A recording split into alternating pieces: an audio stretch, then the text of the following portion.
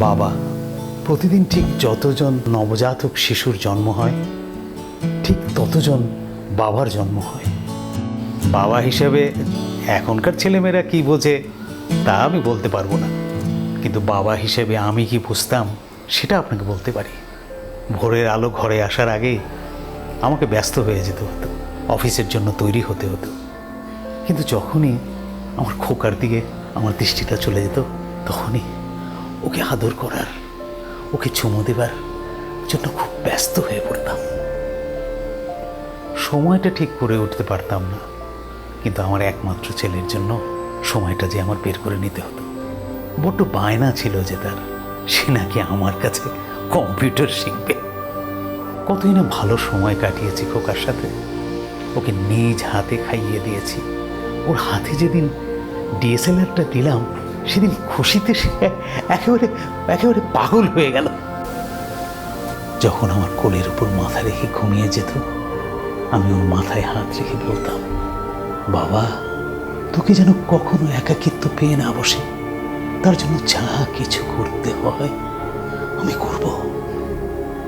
আর যেদিন তার স্বপ্ন পূরণের জন্য চাকরির ইন্টারভিউতে গেল, আমার সে যে উৎকণ্ঠা, সময়টা আর যেন কাটছে না।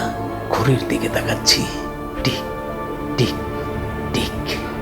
ওই শব্দ যেন আমার হৃৎপিণ্ডে এসে লাগছে। খালি বাড়ি ধরে তাকাই, খোকা এলি, এলি খোকা।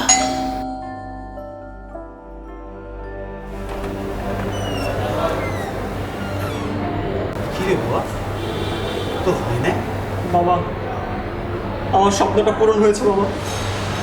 আমি চাকরিটা পেয়ে গেছি বাবা। আমি চাকরিটা পেয়ে গেছি। আমি জানতাম বাবা, আমি জানতাম।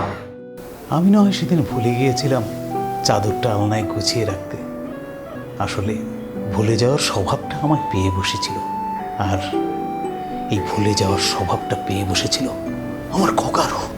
সারাদিন তো বাসায় বসে থাকো, রুমটা একটু গুছিয়ে রাখতে পারো না? ধুর!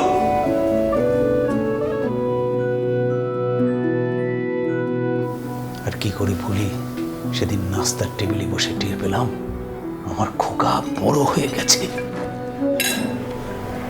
তাই বুয়া, টেবিলটা পরিষ্কার করে যাও, সাথে বাবার পাঞ্জাবিটাও।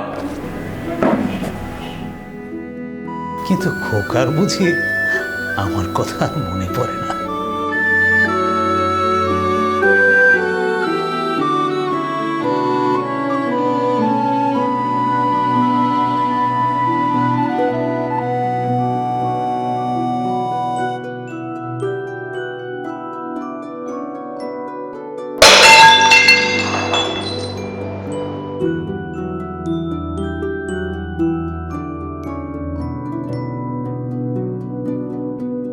কিন্তু কোথায় সেই স্মৃতি, কোথায় সেই আনন্দ, ভালো লাগা, ভালোবাসা? তারপরও আনন্দ আর কি, কেটে যাচ্ছে সময়, সময়ের ধরাতলে। বাবা দিবসে শুনছিলাম একজন বাবার গল্প। নিজে মুক্ত হতে গিয়ে বাবাকেই মুক্ত করে দিয়েছি, রেখেছি আধুনিক যুগের সম্মাননা। আমি কি পেরেছি আমার বাবাকে এমন সম্মান দিতে?